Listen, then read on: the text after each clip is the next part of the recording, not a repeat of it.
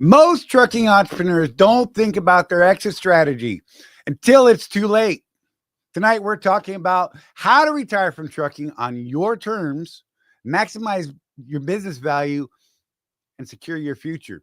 As a trucking entrepreneur, you've built your business from the ground up, but what happens when you want to step away from the driver's seat? Whether retirement's 5 years away, 25, you need a plan. Tonight, we'll discuss how to create a trucking retirement strategy that ensures financial stability and preserves the legacy of your business. We're going to do that. It's going to be fun, maybe, and we'll be right back. Paying too much for trucking insurance? What if you could save more by making one simple phone call and keep more profit? You could very well do just that with one simple call to Seabright Agency, 800-366-6466. Call now. Now here's a question that all owner-operators and small fleet owners should consider. What happens when you access the unrivaled advantages that are available through the ES Advantage program? We asked Jeff and Charley from Contractors Corner to share their thoughts on how they've been able to utilize the discounts and services that are a part of the ES Advantage. Your business will make you money if you do well at that business. And ES Advantage in trucking, they do really well at providing those services. So the effect that ES has had on our personal trucking operations, not even talking about what we do on the consulting arena, I've been able to save thousands of dollars a year in fuel because of the relationship with them. I have a new accountant that I work with, trucker CFO, that I learned about from ES Advantage. They're giving you that 10,000 yard kind of support from behind that creates a way for you to succeed, which is one of the things that we love, because anything you can do to help someone succeed is going to help them succeed. They make money by making sure you make money. Now, if you're an owner-operator or small fleet owner and you would like to learn more about how you can drive savings to the bottom line of your business, the ES Advantage program has the discounts and services that deliver the kind of unrivaled advantages that are designed to help you improve your overall operation. Get connected with the ES Advantage today.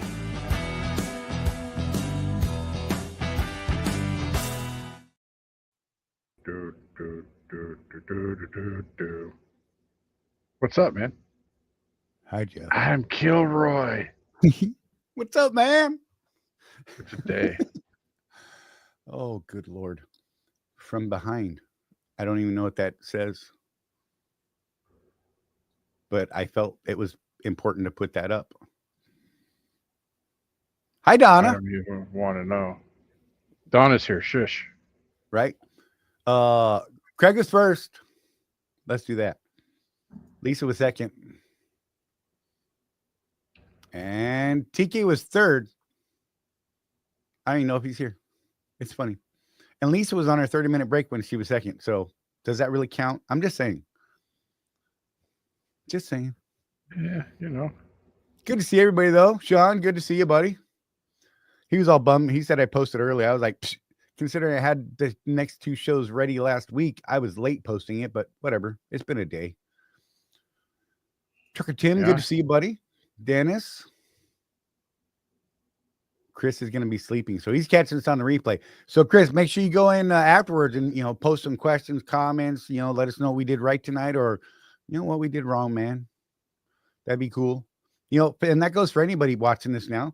If you're watching this on the replay, make sure that, when you watch this or you have questions during the show that you're watching, that if you have questions, put them down there in those comments.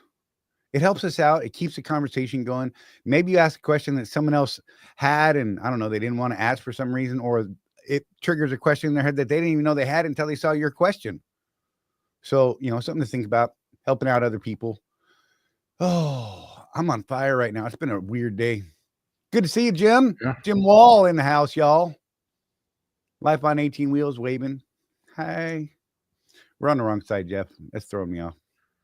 Well, you're you. Wimpy's all up in here. I'm just saying. Good to see you, Dude. man. So it's been a minute since I've looked at brand new cars. Oh I'm on God. the Toyota website over here, and dude, what used to come standard, skid plates, all that stuff, if you Right. just got the off-road package and it came with all that. Oh no, $300 Mm. here, $400 there, $1,000 there. Right. Dude, and here was the crazy part, folks. You know that I love my Dometic freezer chest, right? Charlie, I paid $899 for that on Amazon.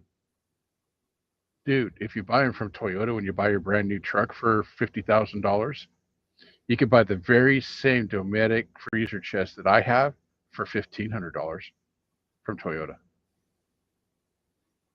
I'm just saying, the world's a crazy place. It indeed is, sir.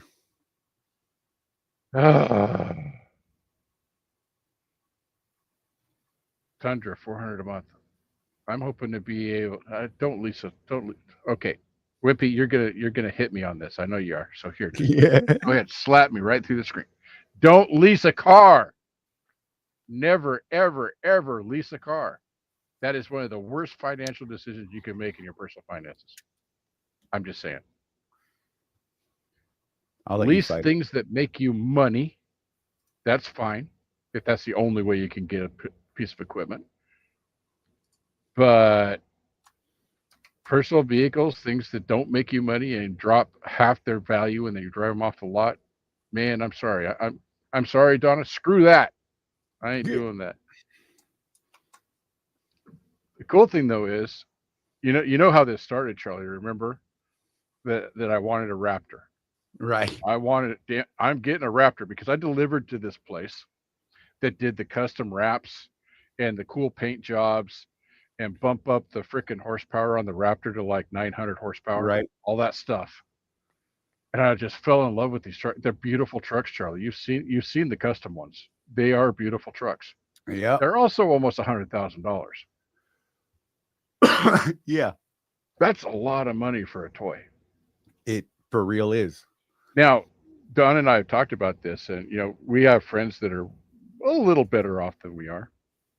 Colton, he's probably not watching, but that was a dig Right. on Colton. But they're $100,000 rigs, Sean. But if you're making this, that's like me buying a Kia, right? So I went back to my original dream. I've always wanted one of those Toyota Tacomas way back in the day. And here's what's interesting about the lower price point cars. This is weird. They haven't really gone up in price for about the last 3 years. It's not like the trucks that went through the roof. Right. And I think it's the because we're going to talk about retirement planning today, right, Charlie? Yes, sir. Buying this stuff, you have to watch where your money goes. Don't be Wimpy. Don't give me that about Tacomas. Anyway, this thing lasts 1 million miles, and you know it. How you spend your money now is going to determine how well you retire, right? So, I think it's interesting that the big trucks that we drive and make money with, skyrocketed. Just bam, huge demand. But what happened at the same time, Charlie, was COVID. Right. People work, so they weren't buying cars. So cars have just gone like this the last couple of years. I find that really interesting. Supply and demand, right? Indeed, sir. Yeah. Oh. So I was looking at it, and to get the manual 6-speed in the Tacomas now, you have to downgrade your package. You can't get it with the premium package anymore. That's funny. On a little truck like that, my big truck, my big Class 8 truck, I've got convinced that the auto shift transmissions are the way to go. But man, I just enjoyed shifting gears on those little cars. Right. It's fun. No other reason. And there's a new option for the pickups at Toyota, and they might actually work because if you remember, Toyota was the first one to have a hybrid car, period. Right. The Prius. I got my opinion on Prius. It slowly changes as more and more of my friends have them. But they have hybrid versions of the pickups now. And we were talking before the show, and we were wondering what's the horsepower on those things. Right. 322. Oh, So that's not bad. 450 torque or something like that. it's not like 900 of the Raptor, but whatever. I mean, let's be real. You buy a Raptor because you're going through a midlife crisis and you have a bunch of money. It's fair. Or there's actually a Raptor club in my town, but they're the ones that don't have beds on them. They've got they're the rally trucks, and you see those guys running around all the time. Hey, Lisa gave us a show appropriate joke today. Ready? Here it goes. What? Lisa? No. What does a hot dog use for protection? I don't know. What does a hot dog use for protection? Condiments. Don is going to love that. There we go. You know why? Because every time we're at Walmart, I say, do we need any condiments? Yep. That's what made me giggle about it earlier even more. Oh, and she's like, oh, she just rolls her eyes at me. Get that one out early too. I was going to say, so who hacked your account there, Lisa? Who hacked that account? Because that's not Lisa, right? So let's dive into this, Jeff. So the average retirement age for truck drivers is 62. I'm just going to touch on a couple of things here real quick. The average age is 62. Those planning to retire at 65 is about 11%. Sorry, I'm looking off screen at a different chart. And planning to retire at 67, 12%. Planning to retire at 70, 10%. Driving until health fails, 26%. And 32% are undecided about retirement. And I think a lot of that, all of that variable through that is because we don't think about it. We don't plan for it. And we don't do anything about it. We'll put a chart up here on the screen in a couple minutes, but why most trucking entrepreneurs struggle with retirement is, a couple of key points: a lack of structured financial planning, beyond their day to day, right? No transition strategy for business ownership or fleet management, and the rising cost of living, insurance, and healthcare. Like right off the top, that's already the problems. The key retirement concerns for a trucking business owner. What are you going to do to replace your income stream? Do you have enough assets or passive income to sustain your retirement? And what are you going to do with your truck and your contracts or your operating authority if you have those when you retire? These are all things that I think, we're going to dip into and have some. I like so I got a rich woman to take care of me. Yes.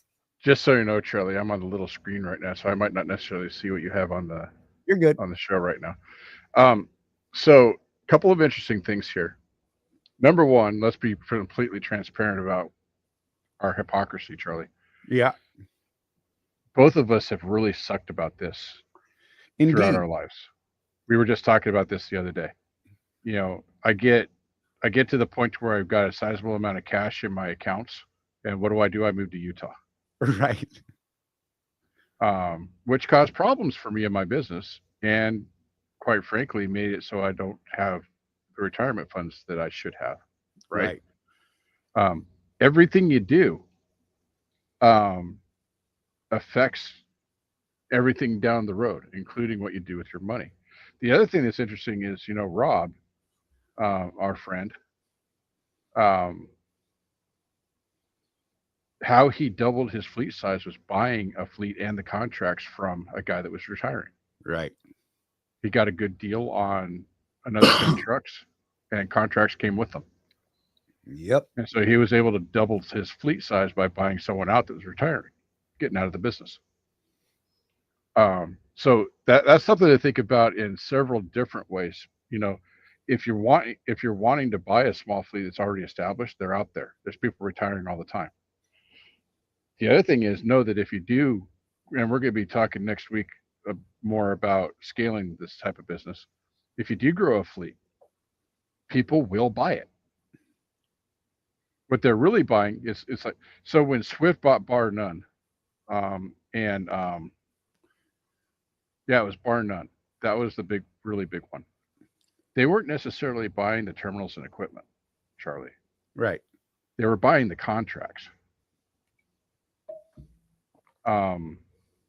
What's the LTL company that they bought? AAA Cooper. AAA Cooper, same and a couple thing. others. Yeah. They weren't necessarily, it turned out that Swift wanted to build this national coast to coast LTL,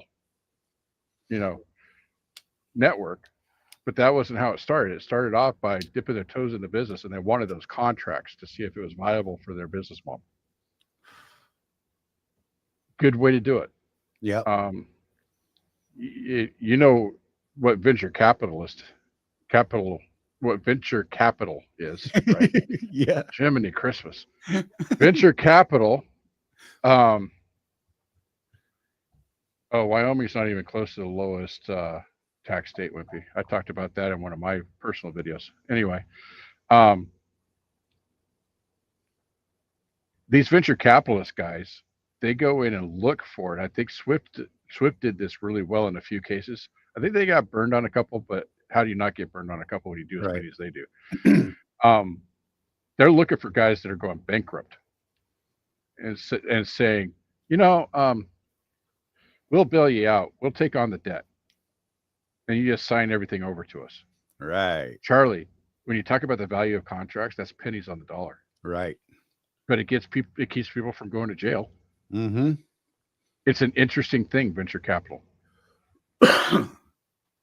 One of the things I want everybody to consider as part of their retirement plan, and I'm sure that Colton, if he's listening, is going to pipe in on this because he's not going to like what I'm going to say. Once you get to a certain level, Charlie, I think that using your capital for venture investments is a good idea. But it's like Vegas. Don't take out your mortgage and gamble that on a venture capital bet. Because those things go usually one of two ways. They either go really, really well, and I think Swift is really happy with their acquisitions so far, or they bankrupt you. Like, I don't know, Forward Air. You guys know what's happening with Forward Air right now? I know people that, probably better not name names. We know people that do business with Forward Air on a regular basis, and they're not recommending that you hitch your wagon to them right now. They actually had a hiring freeze, Charlie, in your area. Right. Because things were so bad for them. They started divesting themselves of some of their investments because they were buying other carriers just like Swift was. But they got kind of burned to the point that the CEO got fired. Right. No. He needed to go spend more time with his family. There you go. Just like our former safety director. That's the corporate line. So be careful what you do. But once you get to a certain amount of wealth, it's like I'm going to offend more than half the people. People hate Elon Musk. Oh God, here we go. That one statement is going to trigger the people that hate him. And it's going to trigger the people that love him. What are you talking about? Right. So I just offended everybody, dude. Yeah, pretty much. Doing good today. But we were talking about this the other day, guys. These billionaires, Jeff Bezos, Zuckerberg, it's not like they've got $1 billion under their mattress, bro. It's all invested. These are the richest people in the world. Maybe we should pay attention to that. Right. And invest just a little bit of our profits into the future. Let's dip into some of these statistics, Jeff. Yep. Retirement age versus life expectancy. This is one of those. Oh, this one. Yeah. When you found this, man. Yeah. The average life expectancy for truck drivers is 61 years old. Yet the average retirement age is 62. Meaning that many don't live to retirement. Right? 32% of trucking entrepreneurs are undecided about their retirement plans, while 26% plan to keep driving or running operations as long as their health permits. This directly highlights a lack of a structured retirement planning, right? So bear with me here. Average numbers, Kay. You may have a higher level of standard for your living. You may have less. So we're going to go with some median numbers here. To maintain 70,000 or 70% of a $60,000 annual income in retirement, an entrepreneur would need around $42,000 per year, totaling $840,000 over 20 years. And if you can't see that ahead of time, you are not prepared financially. It's just you're just not. I can tell you right now, I don't have it. I ain't ready. It ain't there. I do have the luxury of having some what do you call it? VA benefits, right? I get a small check from them every month, which is cool. I don't think I can live on that right currently. Just saying. And you know, a lot of our people, some of our people own very valuable assets, but they don't have any sort of structured plan to sell it or pass it on to you know family members or someone else, or some sort of succession plan. Again, you know, goes back to the part of last week, right? You know, retirement. What are you going to do with your business? You know, and you could be leaving money on the table by not having that thought out. You know, but how many of you guys out there, you know, watching right now, I mean, have a legitimate retirement plan? I don't think that number is going to be very high. Oh, hey, Jim, by the way, it's up to you, but give me a call if you would sometime. If you don't have my number, I've got yours. Just let Charlie know and we'll figure out a time to talk. I think I gave it to him. Okay. Wimpy, I don't think that's going to be a problem for you. I'm sorry. I love you, Wimpy. Don't worry. God bless the pygmies. But yeah, so, you know, and also, what are your biggest concerns about leaving trucking? You know, that's for everybody out there. You know, this is foremost on my mind, right, Charlie? Right? You and I talk about this almost every day because my days are limited in the seat. I can see the writing on the wall with my health. Now, for me, trucking is not my only gig. You know, and you know, those of you that have been participating in the school community with us,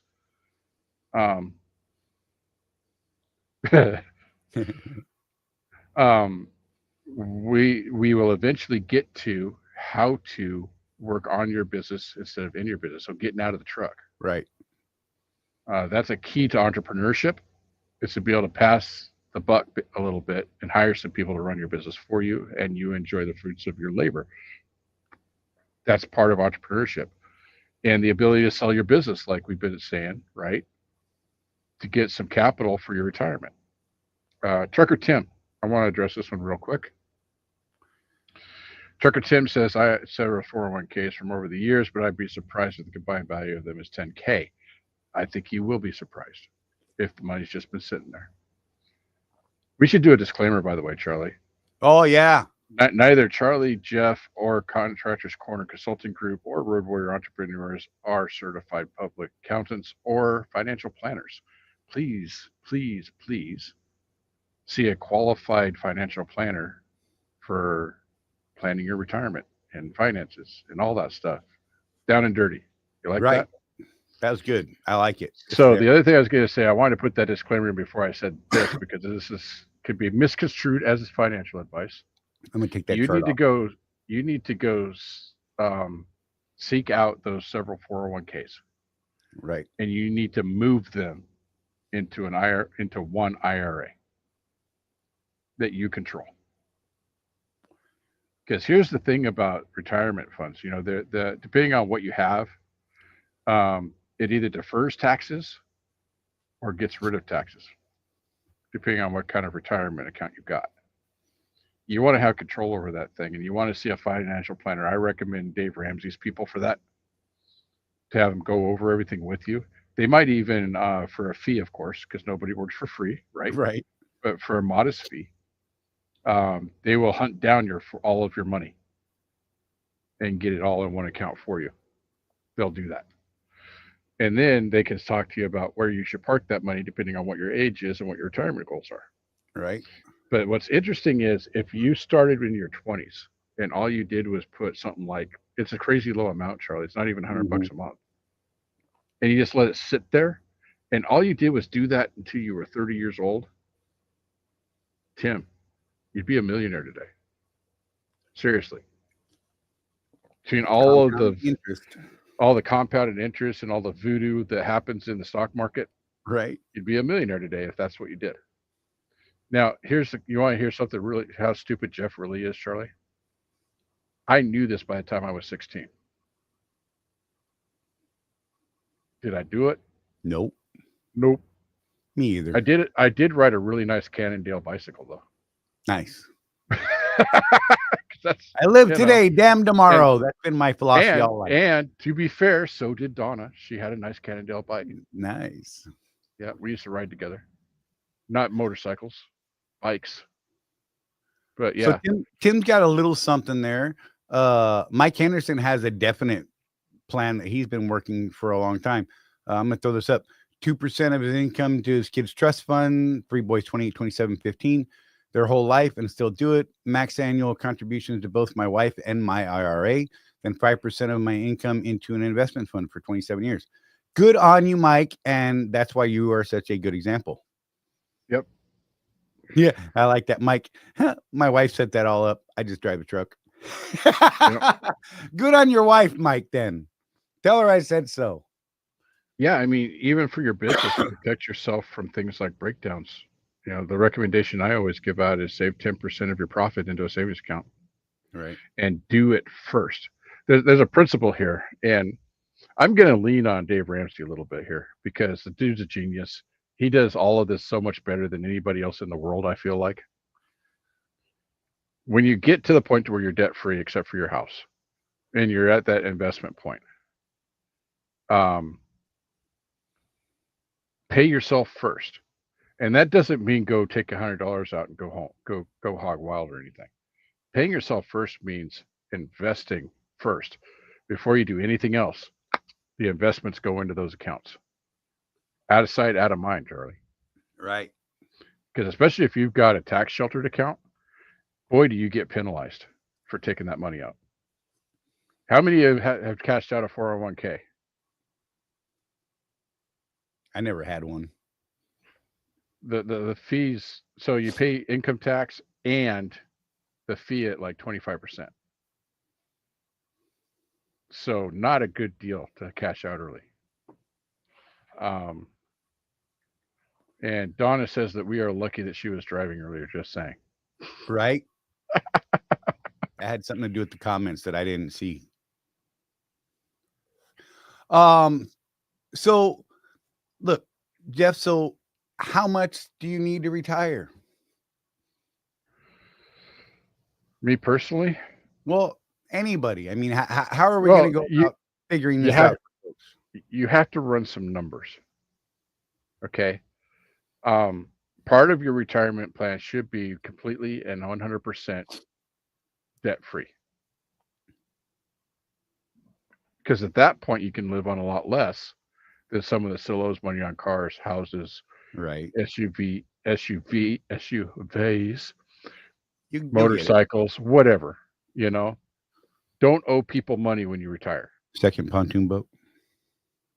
I wasn't going to say that. I had to. Come on, someone had to. I love you, Sean. We just dropped one viewer. Thanks, Charlie. Dang it. So you got to do some math. I actually went over this with Tony, believe it or not, the other day. And I'm gonna say this way. It was the condom mints thing. I bet you. Yeah. Because she hates that joke. She just rolls her eyes at me. But I just got distracted. Sorry, guys. Yeah, it depends, drug runner, but you got to run the math. So I'm going to say that you need to be completely debt free. Now, Tony disagrees with that, but I think this is where you need to be aware of the tax situation in your state. Right. Because he was telling me on his properties, and we're not going to discuss his property values because he's a farmer, so it's just way out there, right? Right. But his property tax actually went up when he paid his property off. And it sounded like it was a Wisconsin thing. Maybe because of the farmland thing. Minnesota. Or Minnesota.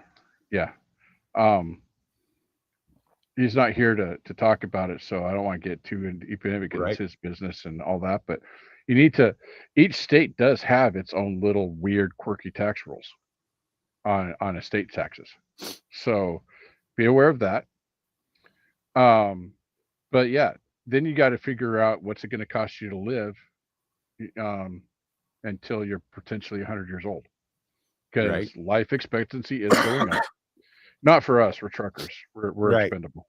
But for your average, so your wife, your significant other that exactly. doesn't drive truck is going to live to be 100. How much for them to survive, pay all the medical and all that stuff until the day they leave this earth? That's what you need to be looking at. And then once you get to that point, Charlie, this is where it gets exciting. Generational wealth. Right. What about what's left over? Now, I'm going to use my parents as an example here, though. My mom always said, once I have my $500,000, I'll be set. Well, you're privy, Charlie, to what my parents' health is like. Right. And you've dealt with your own mom.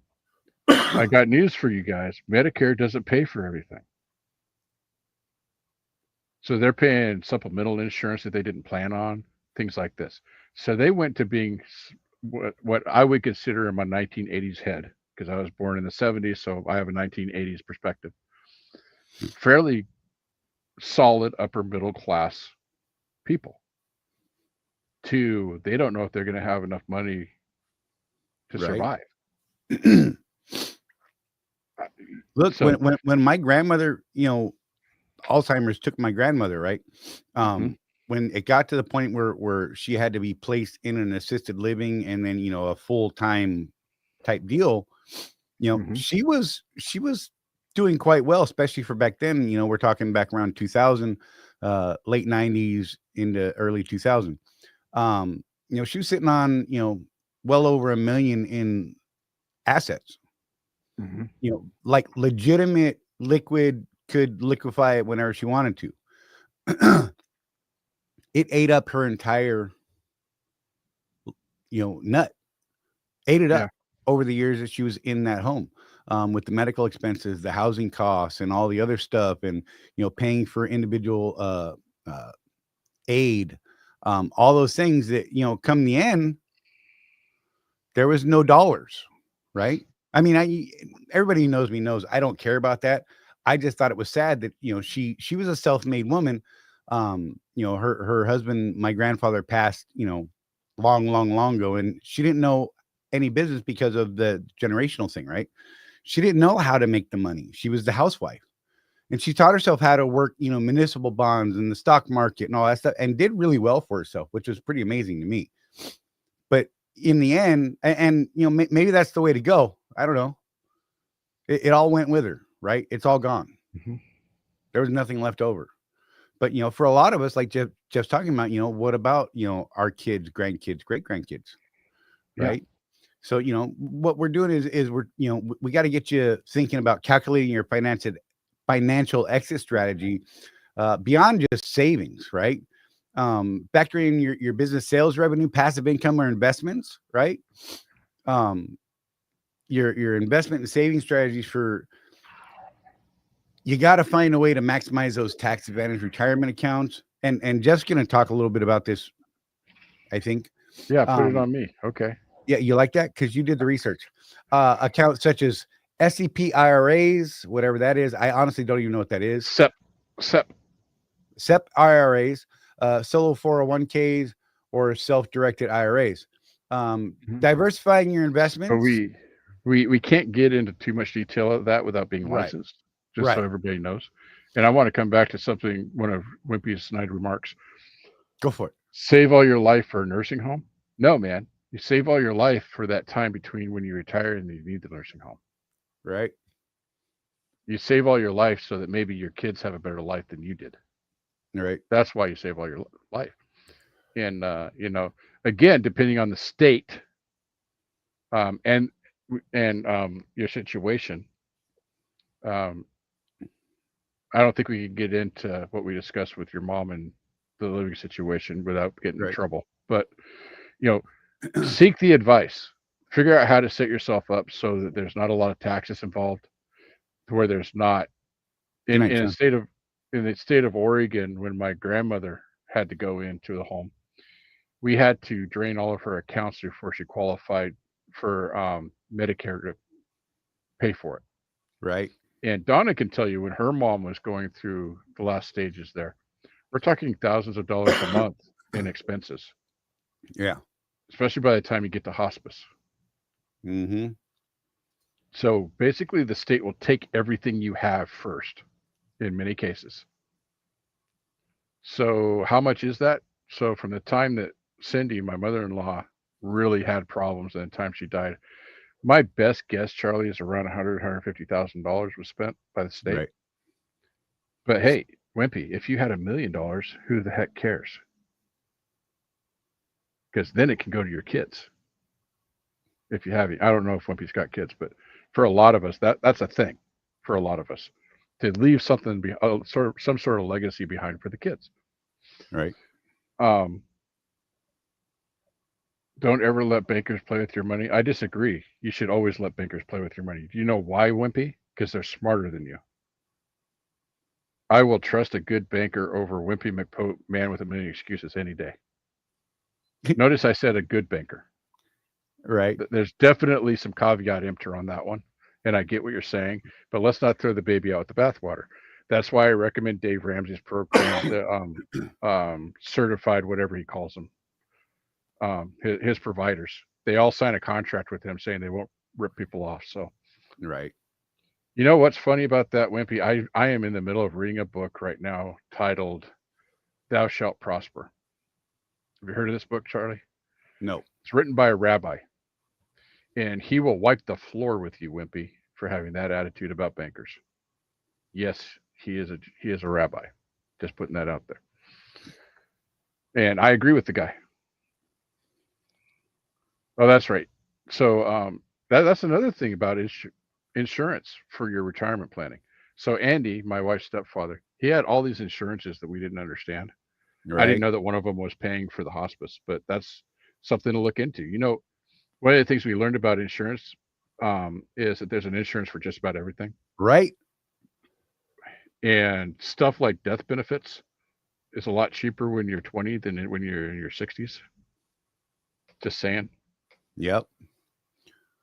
So Jeff, will you do the light toe dip into those different types of accounts? Yeah, let me switch screens here real quick. Sorry to put you on the spot, brother. I just honestly didn't have the time this week to dip into it. Because what it is that I have been into money. Wimpy, you would probably actually hate me in real life because I'm one of those guys that thinks that capitalism is the best thing ever. I do. Capitalism has actually brought more people out of poverty than any other system known to man, ever. Okay, so I'm just going to touch on it again. I'm going to touch on it briefly because we're not licensed, and we'll let you talk to Colton and his type of people about this stuff. By the way, Colton is our personal accountant that we use for both our trucking businesses and for Contractors Corner. Great trucker CFO. Charlie, I can't see that screen, so can you put that up real quick? Trucker CFO stuff. So the bottom line is when evaluating this stuff, you're going to want to get help from someone that's actually licensed for this because they can explain it in detail. They can also analyze your finances and your goals. You got to have both. You got to have those goals. That's, broken record here. I get it. You got to have a goal. How much money do you think you need to retire on and be comfortable? So, as contractors, you're self-employed, right? So, the SEP IRA, which is a Simplified Employee Pension IRA, that's what it stands for, is actually specifically designed for us. Up to a small fleet owner, basically. Because if you got employees, here's the catch here on a SEP. If you give that to yourself, you must give that to your employees as well. So if you've got a small fleet, the same amount of money that you contribute to your own retirement, you have to contribute that same amount of money to their retirement. Oh, yeah. But That's if you're making money, it's right. Yeah. Do 1 or 2% and everybody gets something, right? But Yeah, no doubt. But that's the law. It's limited to let me read here, because again, I was having to refresh myself on this stuff. Some of it's new too. Like the SEP, I had to actually look into, Charlie, because I know about IRAs and Roth IRAs. A lot of this self-guided retirement funding for self-employed people didn't exist even 5-6 years ago. You're limited on what you can invest in a SEP. Stocks, bonds, mutual funds, and ETFs. Nothing crazy. None of this venture capital like I talked about in the beginning of the show. 401k. A lot of you probably don't know this, but you can have a 401k just for yourself. Now you have to be self-employed.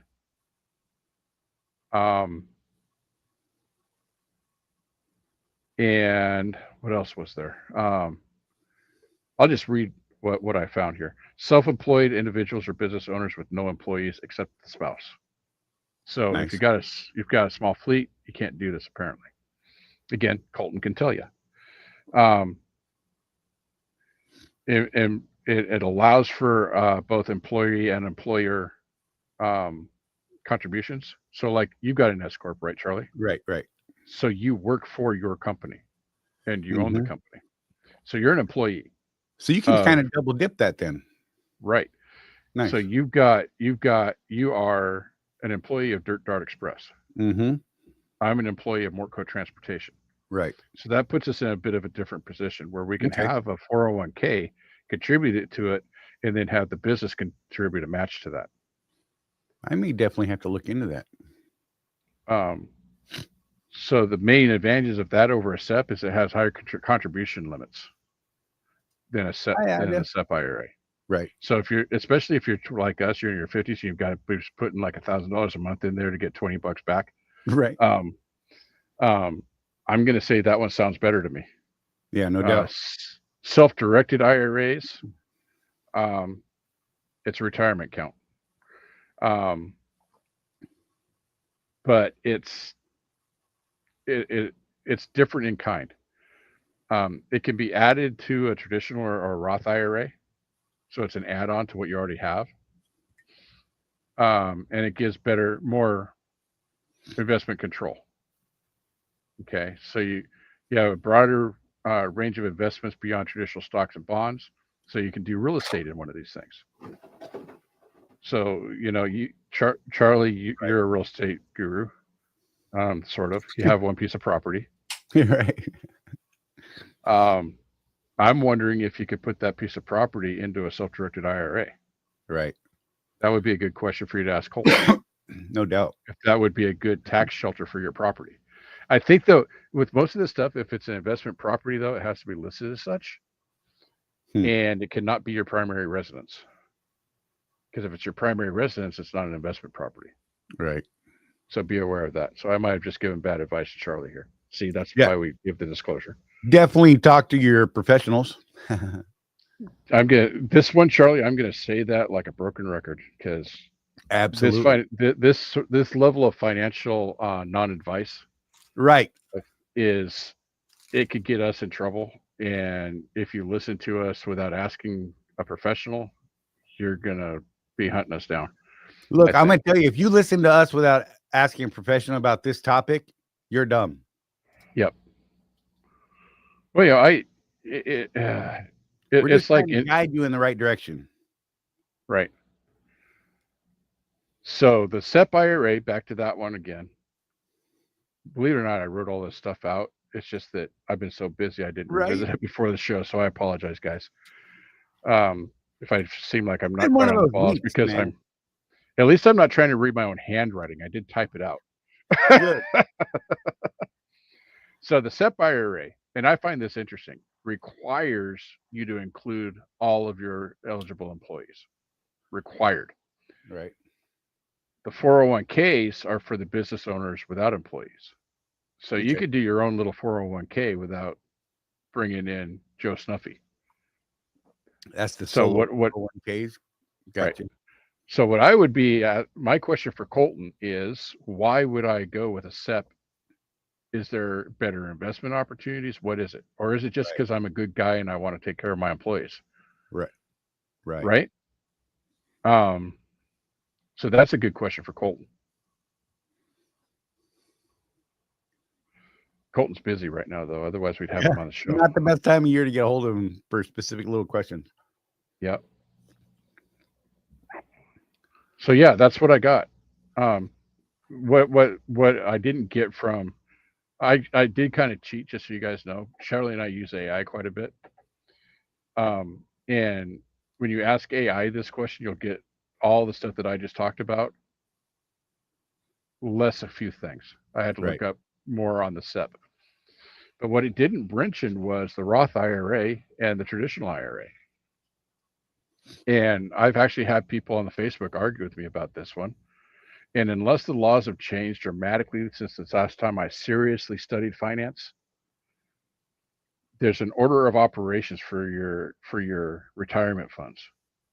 And you want to fill each one up to its max, to the point to where you're contributing 15% of your total net income or gross income can come before taxes.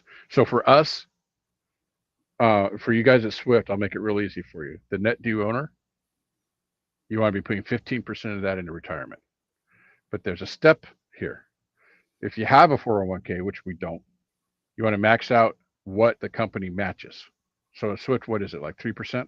Or is it 5%? Yeah, I don't even know. Let's just say it's 3%, because the last one I participated in was 3% at the phone company. So you max that out at 3%. Now, legally, you could do up to that 15%, but why would you do that? Because 401ks that are company managed are notoriously terrible investments. Right. We're talking 2, 3, 4% interest rate on that. Whereas if you invested it yourself in just the Dow Jones Industrial Average, over the last 50 years, they're at 10% every single year, averaged out. Of course, they have the negative years and they have the bumper years, but it averages out to 10%.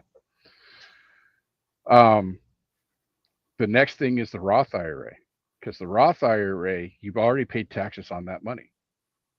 So when you take it out when you're 60, you don't pay income tax on that.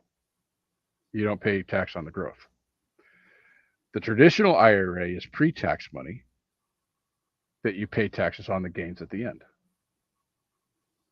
So step by step, you want to protect yourself as much as possible from taxes.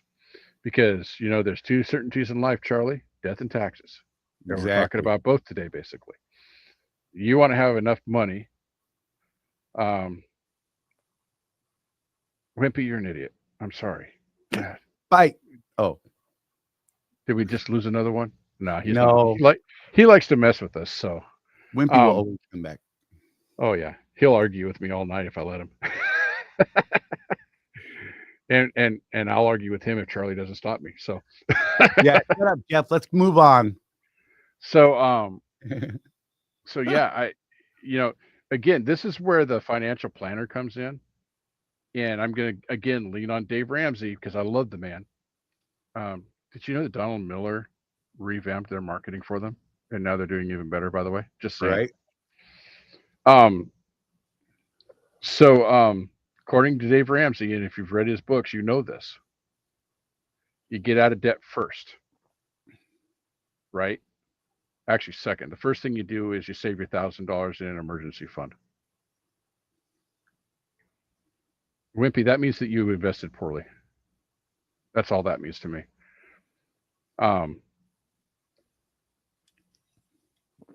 Focus, Jeff. You get your $1,000. This is Dave Ramsey's baby steps. Give credit to him, and go get his book, for crying out loud, Baby Steps by Dave Ramsey, and you'll understand all of this stuff. With that little bit of cushion, gives you a little bit of breathing room. That's why you do it, and it's easy. He made these things to be easy on purpose. Then you do what he calls a debt snowball, and you get yourself out of debt for everything except the house. Then you start investing. Then you pay off the house. And, it sounds counterintuitive. Well, why wouldn't I invest early? What good does it do to invest at a 5% interest rate when your credit cards are at 32? Does absolutely no good at all. You're not getting ahead. So that, his plan actually makes sense. And you want to hear another stupid Jeff thing? I did his program. I got out of debt, except for my house. Right. It took us about a decade. And then I found my credit score so low because I hadn't used credit in a decade that I couldn't get a mortgage. So you know what Jeff did? He went and got credit cards and swore up and down that I would just pay them off every single month. Excuse me. Well, you know what happened after that, Charlie? Uh-huh. The economy tanked. Right. So now I owe Capital One a bunch of money because I wasn't able to they call it freeloading. I lost the ability to freeload on those credit cards. That's the trap. I don't owe that much money compared to other people, but I still owe money. And I was debt free, and I feel bad about that at this point. I have to look at Donna in the eye and say, we owe this money. Right. That I spent. So this is a really deep subject, guys. And, we only have so much time to talk about this stuff. So I'm going to throw a checklist up here on the screen real quick. And I'm going to make it so I can actually read it because it's really tiny on my screen right here. But basically, this is our retirement savings checklist for trucking entrepreneurs. Calculate your target retirement income. They say aim for at least 70% of your annual income. Maximize your tax advantage savings by setting up, SEP IRAs, solo 401k, or self-directed IRA. Invest in passive income assets, rental property, stocks, dividend funds, trucking related investments. I mean, there's a lot of those out there. Eliminate your high interest business and personal debt before retirement. Build an emergency fund with at least 6 months of operating and personal expenses. Plan for healthcare costs. That's the one that gets most people. Honestly, including long-term care and disability insurance. Develop a structured withdrawal strategy for that savings and that retirement fund, right? A lot of different strategies. I'm not going to dip into my thoughts on that one because it'll start a whole different thing. Find someone smart to help you guide you down that path. Work with a financial planner who understands the trucking business, right? And valuation and exit strategies. We know they're out there. I can't give you a name, but I know they're out there. And create a structured buyout, succession, and liquidation plan for your trucking business. And secure a structured deal for selling your business fleet and contracts. You can actually get another version of this. It looks just like that one right there. If you go to this web address right here, bam, go there, hit our Facebook group. It'll be pinned right at the top of that group. If you're in the Road Warriors meet and greet group, it's available for you there. Maybe easier to download from there. It's pinned to the top of the group. It's also saved as a file in the group, so you can just download it right out of Facebook's. And yeah, check it out. I think this is valuable stuff, man. I mean, Jeff and I have been talking a lot about this kind of stuff lately because of, the things going on with our parents and their parents and, our lives and all that kind of stuff. And, good Lord, I'm dealing with my grandchildren. I'm thinking about them and trying to set an example, right? I have not set the best financial example for my kids, legit, because Rosie and I have always been our entire lives. And I got it from my mother. Live today, damn tomorrow. Yeah. You know what I mean? And that's not a good life You want strategy. Let's you be want real. It's you want to fun. hear Jeff's an idiot number 3? Do it. My mom's an accountant. Right? My mom's a bookkeeper.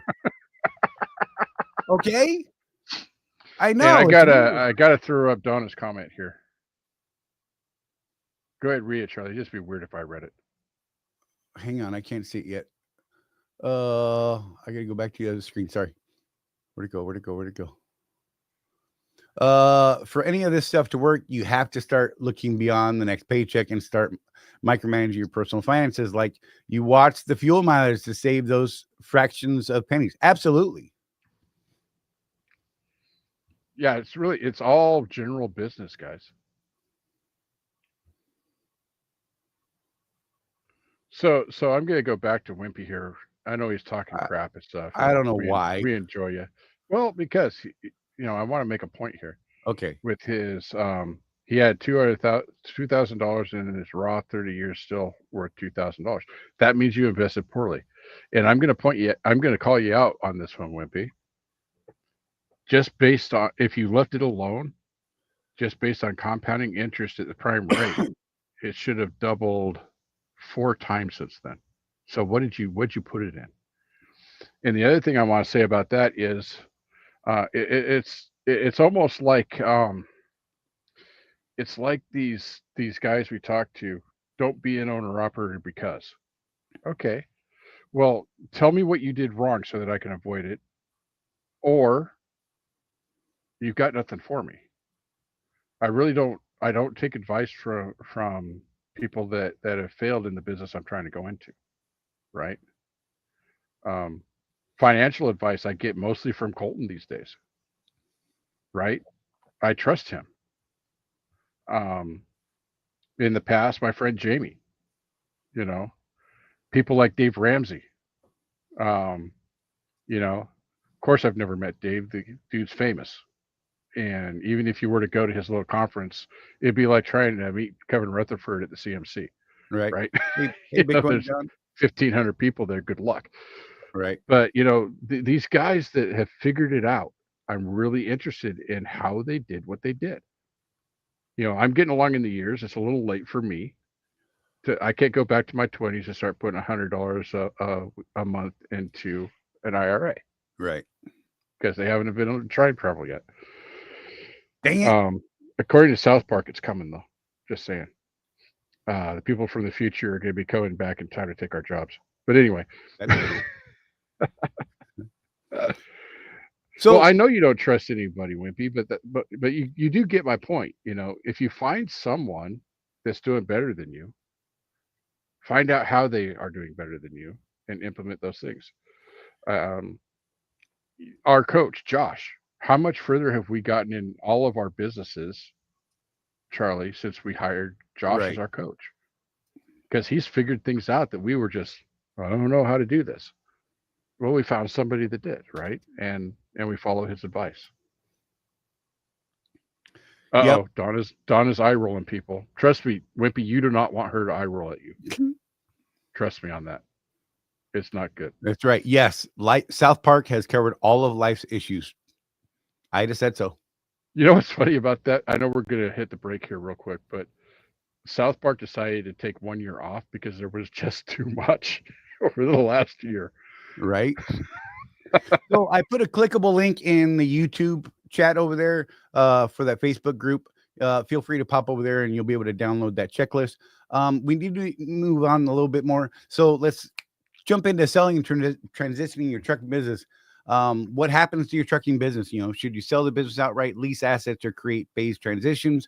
If you own a fleet, who's going to manage your operations when you retire? Because that's part of the stuff that we've been working towards is building fleets with people. How to structure your business exit strategy to maximize valuation and minimize tax liability, and the options for exiting the industry as an entrepreneur, selling your trucking company or fleet, right? Partnering with a successor or passing it to family. These are all things that we need to really think about in this topic. Transitioning into consulting or brokerage or coaching roles, right? I mean, there's a lot of things here that could or need to happen to do things as best as possible. And let's face it, a lot of us haven't made the best decisions, right? Steps to secure your business before retirement, have a professional business valuation completed, right?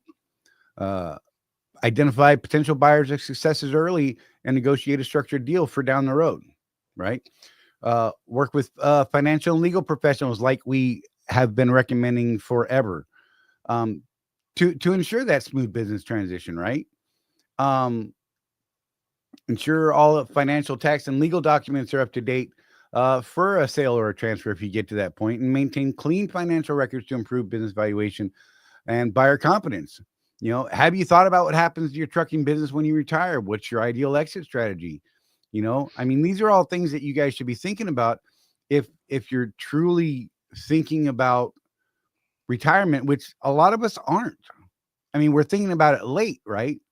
Hopefully we get some folks that are new to the industry and not quite so long in the tooth as a lot of us, and maybe we can help get them set up straight on a better path than a lot of us that have come before them have taken. I don't like the whole drive till I can't drive anymore.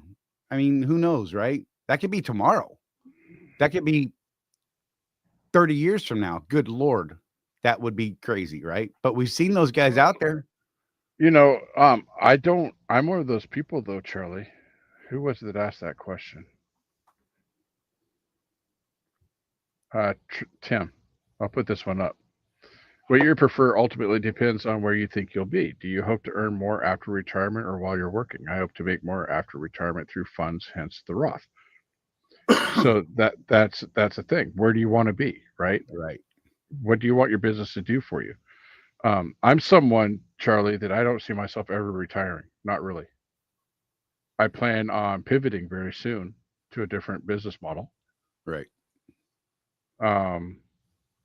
But you brought up, the consulting and coaching. That's what we're pivoting into, right, in our old age.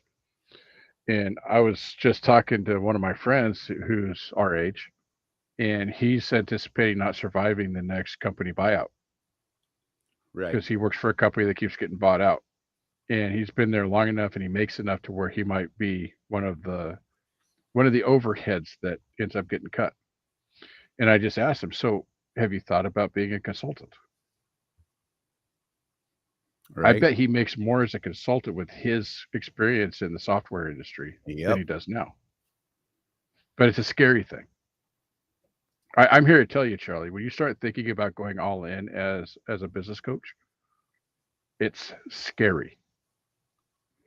Because you guys think that as a business owner in the trucking industry, things are uncertain.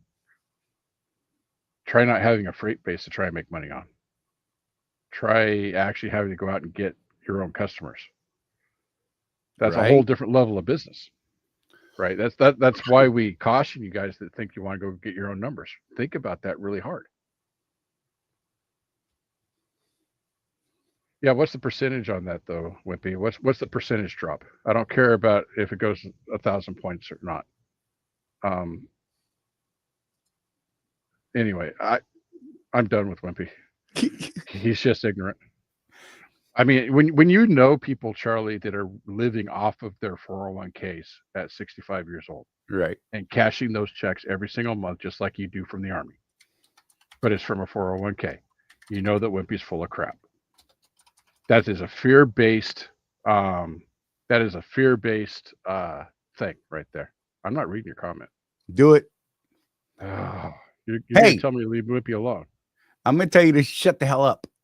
Oh, no. Hey, you know what? We're going to move on because, Jeff, I'm going to be the focus guy today because I'm having fun. And this is the only thing I can get focused today. Honest to God. Today's been one of those days you and I talked about earlier. And it has been a day. The week was rough. I think he could have handled a few more things on your plate. I don't know. You're doing all right. No, I'm done, man. Right after this show, I am going to go lay down and cry and just whimper in my pillow and sob openly after that if nobody comes in. So, because, I'm going to need some snuggles and hugs and, I don't know, a pep talk, maybe a pat on my butt. I'm just saying. But you know what? I'm interested in this one. You want to go to commercial first? Yep, we're going to do that first. We'll come back to whatever. At Road Warrior Entrepreneurs, we help trucking business owners plan for success, y'all. Whether that's scaling, selling, or retiring, if you're serious about securing your financial future, join us at www.rwedrive.com. Let us build a strong retirement plan together. We're going to be right back after this. Be patient, and we'll take whatever questions and stuff and Jeff's thoughts. Be right back. You're either running your business like an owner or like an employee. And if you're stuck in that employee mindset, you're leaving money on the table. Company drivers wait for direction. Business owners create opportunities. Company drivers chase miles and just drive. Business owners chase profits and know their numbers. Want to run a real business? Start tracking your numbers. Know your cost per mile and start saying no to bad loads. Drop "I run a business" in the comments if you're done thinking like an employee. If you want to take this mindset shift further, join the Road Warrior Entrepreneurs community at www.rwedrive.com, where we have profit boosting strategies, coaching calls, and real road warriors winning together.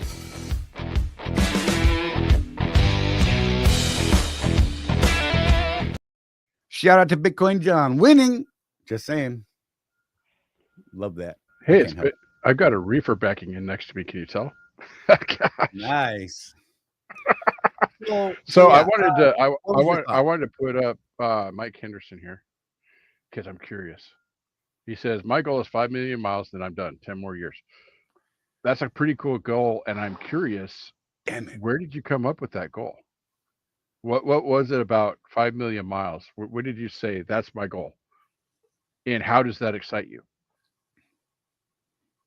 That's what I had, because I love it when people have a specific goal like that, and then I want to know, okay, so how did you come up with that? Right.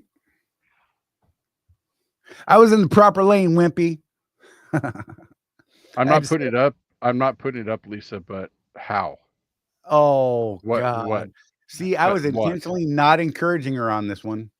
Okay. Well, we don't have to put it up. I know. Lord, I apologize to the pygmies. Yeah.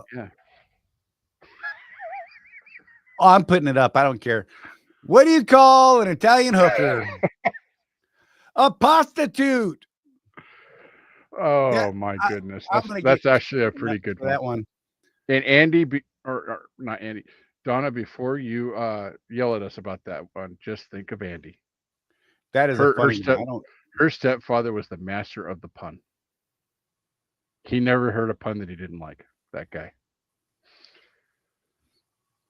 Hey, Narc, how you doing? What's up, Mike? Good to see you, dude. I know, Donna. I couldn't stop myself. I was compelled. It was an urge. It was mental illness. It was head trauma. So Mike, you missed the drama when Charlie had to tell me to shut up. You should go back and see that. Oh my gosh. Don't do it. I'm just saying. Lord.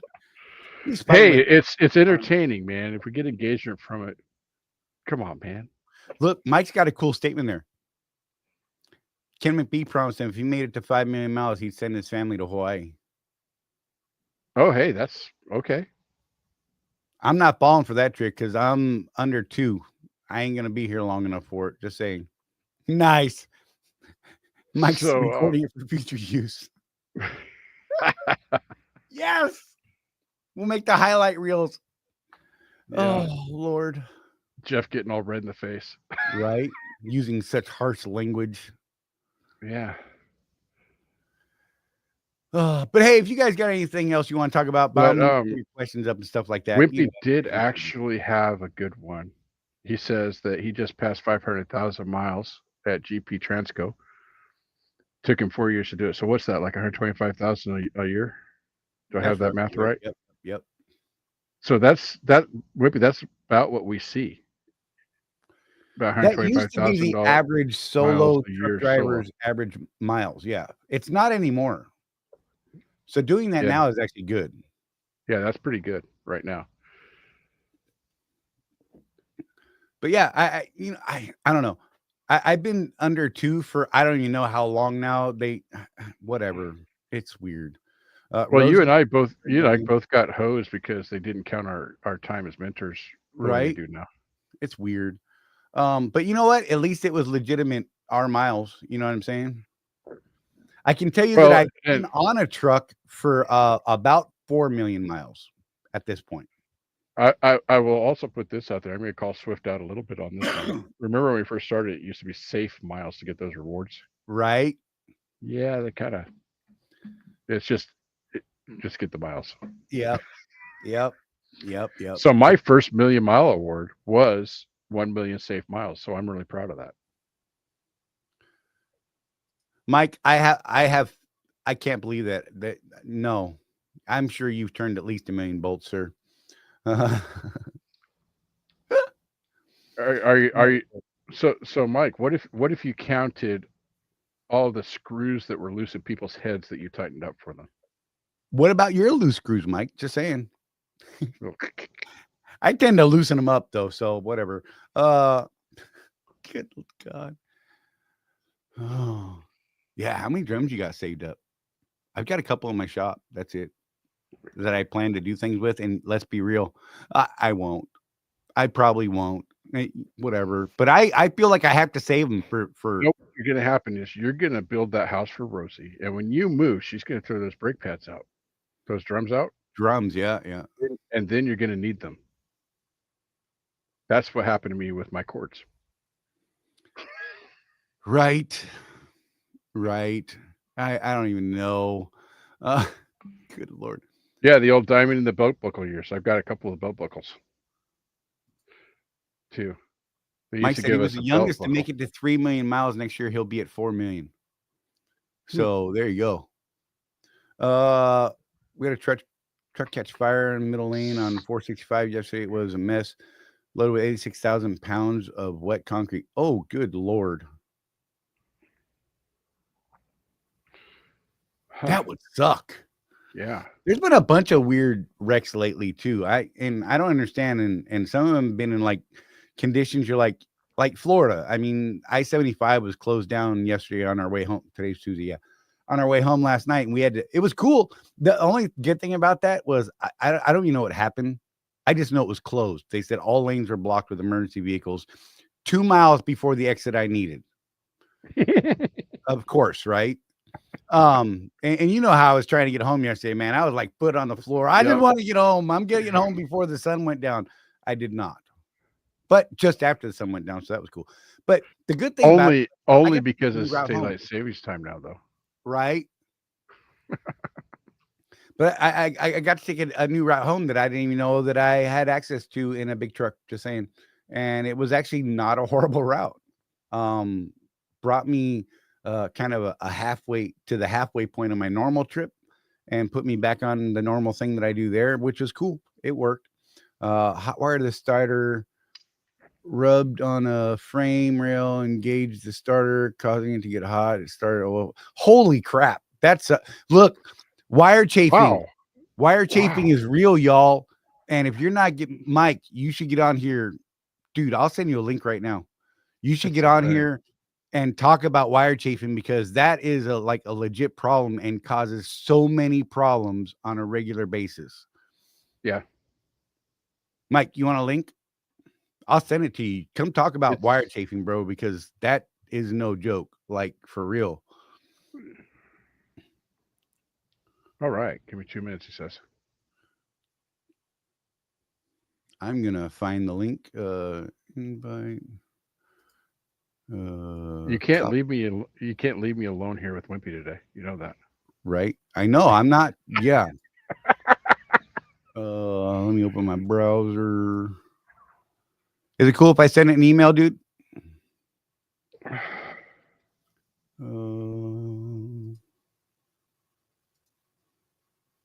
Oh man, I'm parked in that perfect angle to the sun to where in a few minutes it's going to come right through the windshield and hit me in the eye.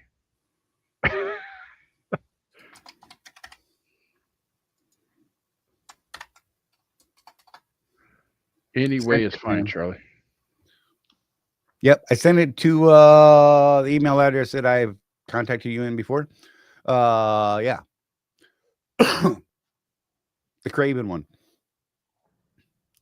But yeah, dude, like, so, oh my God, that like freaks me out. The wire chafing thing, man, because I've seen some horrific fires start over chafing that people should have seen. If it just, even just doing a basic pre-trip, right?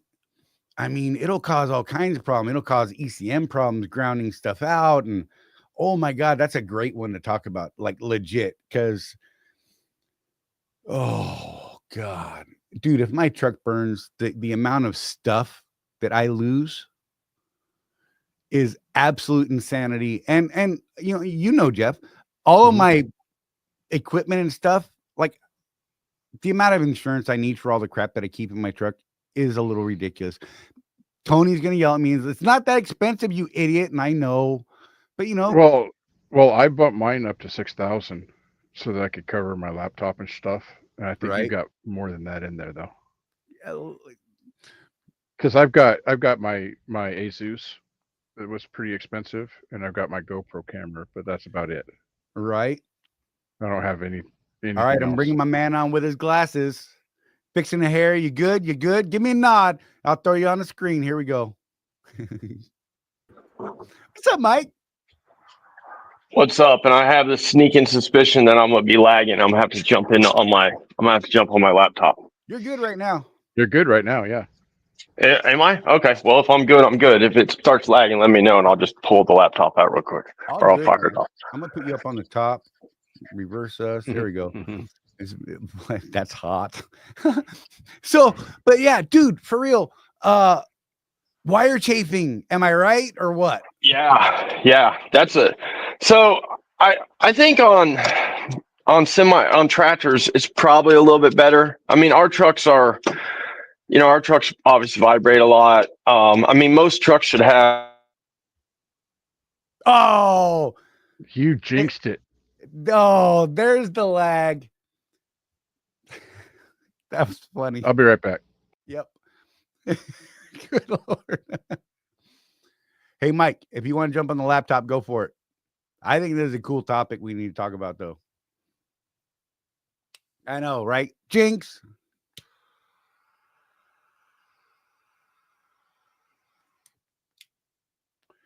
Oh, that's good stuff. See, this is why I love doing stuff live, because you just never know what the hell is going to happen.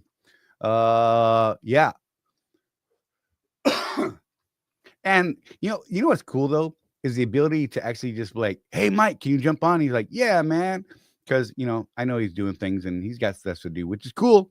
And the fact that he jumps on, for anyone who doesn't know, hey, Daycap. For anyone who doesn't know, Narc runs a interesting channel that clean speaking folks may not appreciate. And so, fair warning, I do hang out over there and talk with Mike and his community of folks like Daycab here. Daycab, good to see you. Glad to see you. I haven't seen you in a minute over here. I'm just saying, but thanks for popping in for sure. Life on 18 wheels. I am not going to match.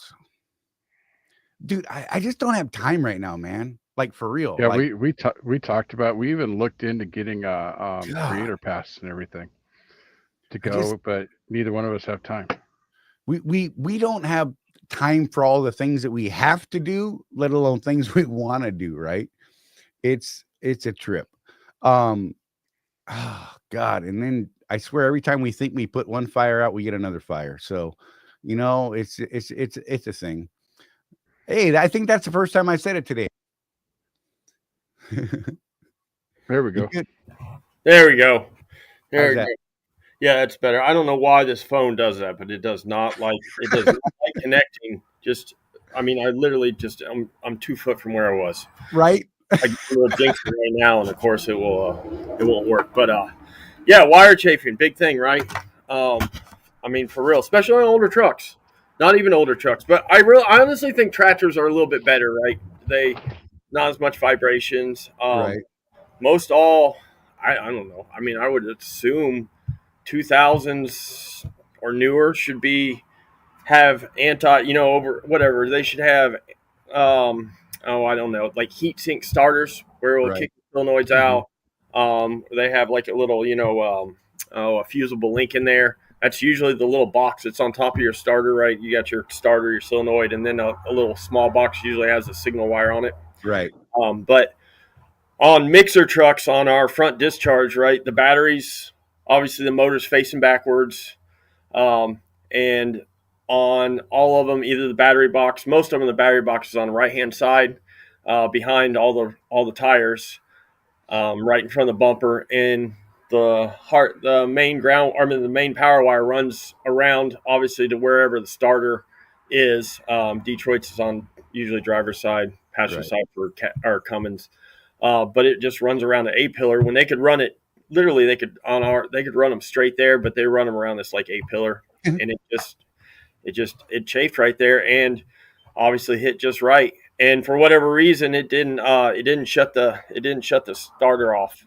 That sucks. And the guy, of course, again, it's like a big parachute, right? Like the wind's just blowing when he's trucking down the road. And I don't know. I would assume he should have saw smoke, but I don't know, right? Like, I mean, you would think people don't look out their mirrors anymore, Mike. What are you talking about? No, I know, right? And that it's, I mean, I don't know how good these guys see behind these trucks. I'll be quite honest, right? I've been working on these things for 10 years, and I probably should know, but I don't know. Right? Look, I talked to a guy a while back, and he's like, "Bro, I almost got arrested for fleeing and eluding because apparently this state trooper was behind me trying to pull me over for 20 minutes." And I'm like, "Bro, how did you go 20 minutes without looking in your mirror?" Like, anyone that's ever seen me, like in any of the videos where I'm, talking head, driving, I'm like, I've got 6 damn mirrors that I'm constantly scanning, and maybe that's part of my neck problem. I don't know, because I'm just constantly moving. But oh God, it drives me nuts, man. Well, I've seen you, Charlie, doing this thing too, though. Right? Yeah. I'm Batman. Hey, you guys would know, or somebody in your chat, do the new Freightliners and stuff? I know more than the Freightliner has it, but I know the Freightliners. I think they were one of the first ones that have all the cameras, like the pillar or the under whatever the fairing cameras and the cameras on it. Are those on the dash where you guys can see them at all times? I haven't seen one. The ones that I've seen, they're on the pillars. They're on the actual pillars, like the A pillars. Yep. Yeah. Oh shit. I mean, I think I've heard people do that and stuff, but it's crazy. I mean, I would really be interested to check it out personally and drive it to see. Mm-hmm. But I don't know, man. I had a Schneider guy let me sit in his driver's seat and showed me how those camera mirrors worked. Was he in the seat too? Sorry. No. And Mike, what was interesting about it was he was showing me, we weren't moving the truck obviously, but how wide of an angle he can get. Yeah. It's wide enough to where literally on a blind side back isn't blind anymore. Really? No joke. Yeah, that's crazy. Almost he was saying almost a full jackknife. He could see the back of the trailer because he could move that camera with a little joystick. Oh, I didn't know that was a thing. That makes sense. So we have, at the company I'm at, we have all Terex, right? And if anybody knows, there's only a couple companies that make front discharge mixers, and Oshkosh, owned by McNeilius, is I would call them the Cadillacs, right? But we don't have any of those. But they for years have a halo system, and you can see out, I think, around 20 foot. And if the truck's new enough, it has a monitor inside. I mean, like a big live monitor that stays on while they're driving. But the older ones just have, like a screen up that's only kicks on when they take it out of drive, or they're in reverse. So if they're parked, just so they can watch around the truck. I'm surprised trucks don't have that yet, honestly. What I'm wondering is, I've seen a few trucks without physical mirrors now. Yep. And I thought that was still a DOT requirement. I'm wondering if people are getting a special waiver for that. Nussbaum, is it Nussbaum that's been testing those for a minute with no mirrors at all, right? Yeah. Because I think they have a waiver. Yeah, I don't know how many. I can tell you that when I was at the other shop that I was by the truck stop, I would see them because there's a Nussbaum yard. I don't know, just on 65 north of Indy, and we would see them every once in a But I don't know how many they had or have now at It's this a point. trip, man. I mean, it looks like really cool technology. And you know what they need to add to that if they haven't already is a black box system. Like it Yep. should be recording like 24, 48 hours worth of stuff. Could help the driver, could hurt the driver. But as a business owner, I'm thinking it saves the business, or you know what? It could hurt the business owner too because their driver did something. Well, we've seen it go both ways, but Right. I think that with our insurance that we do, Mike, I think that it's overwhelmingly in the favor of the truck driver. I was getting ready to say I'm assuming insurance is gonna dominate that at some point. I mean, I know, like just for our mixer trucks, is we don't have 2026, and we got to start putting them in third quarter of this year. So October-ish is we've got to start putting inward facing cameras. We don't really have.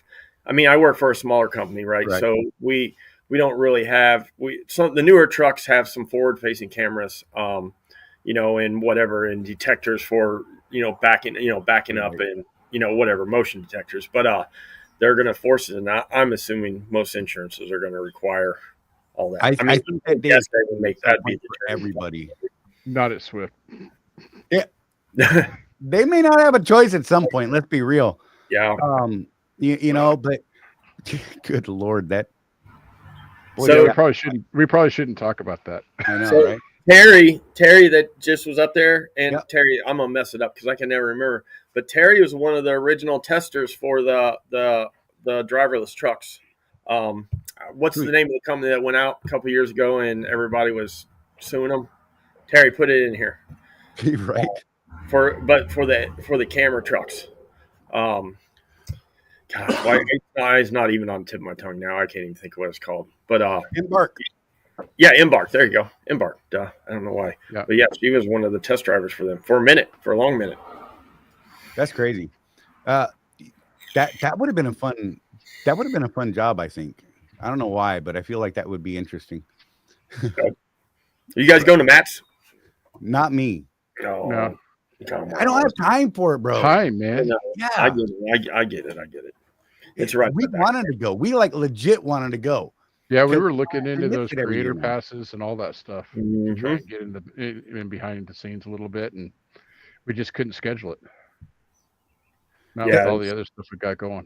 Time. There's not enough time in the world, sir. You ain't lying. Back to the wire chafing thing. I had a thought. So I think one of the big ones that got a lot of guys back in the day, before all these companies started putting inverters in the trucks, they were wiring their own inverters, right? Yep. And not putting in fusible links and all that kind of stuff. All weird stuff. Not even knowing that they're hot wiring it, right? Like that's the bad part. Yeah. I mean, now I would guess that. Well, I just say I wouldn't guess. I mean, because I was at night, right? Is most trucks come already pre-wired. Maybe they don't have the inverter, but they have a fusible link sitting down there. But I can tell you, like a lot of these trucks now that I know is like Volvo's one. They've done it for a long time. Is they have a I wouldn't call it. It's not a fusible link, but they have a hot wire, or I'm sorry, a ground wire that you're supposed to put with the inverter pack, right? That will immediately sever at like 400 or 600 degrees. Right. Volvo does it. I think International had a setup for a while, and it might have been an upgrade package. So there was never a question as long as you use what they already had set up. Now, right. We know how that goes, right? You just find fuse box and run a couple wires off of it. Well, for a while there, Charlie, you remember in the truck graveyard in the back of terminals, almost every single terminal had a burned up truck. Right. And if you asked the shop about it, they'd say, "Yep, installed his own inverter." Right. It was great. I mean, and here's the thing though. I'm no electrician, obviously, because I drive truck for a living. But I know how to wire a freaking inverter. I can read instructions. Yep. I mean, Look, I've done some sketchy installs back in the day when I was figuring it out, right? And you're running these big ass double out wires through 3 different steel holes. Yeah, through panels and it's not going to move here, right? Like I've got it zip tied down, so it'll be fine. And you just got that sucker rested right there through that hole, and it's like over time. Yep. It's amazing. I mean, I'm sure most everybody in here probably is, but it's amazing how much vibration, right? Like no one really Right? thinks like, oh, everything's mounted and solid. No. Yeah, it won't take long to eat through that insulation and that sort of stuff. So That's what silicon epoxy's for, Charlie. Mm-hmm. right, exactly. Look, duct tape, Gorilla tape, just wrap it around the hole a little bit. It'll be fine. Don't worry about it. Nothing's gonna get through that. You, man? You know you're supposed to use the black tape. Right. It'll be fine. Whatever. Look, day cab, exactly. Grommets save lives. And it's amazing because you can get a grommet that's any size you want.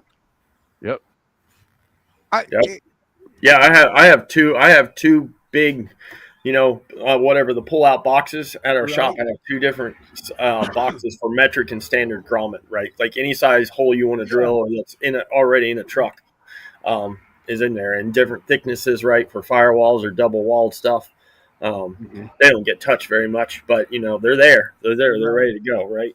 Oh my God, dude! It's a trip, dude. But that definitely was a thing back in the day because people were wiring their own stuff, and because of that, I was like, oh, I better be real careful, especially when I bought Chewy because Chewy, that's my baby, right?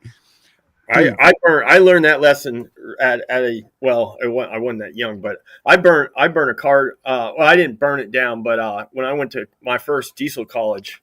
Right. When I graduated high school, I went to Lima, Ohio, which was Northwestern first before I went to Nashville because they did we were just talking about this, a BA, is it a bachelor, whatever the smallest degree is for shop management. So you could I think it's associates, right? So anyways, so you could have an actual college credits, right? You could say you had a real college degree, not just a tech.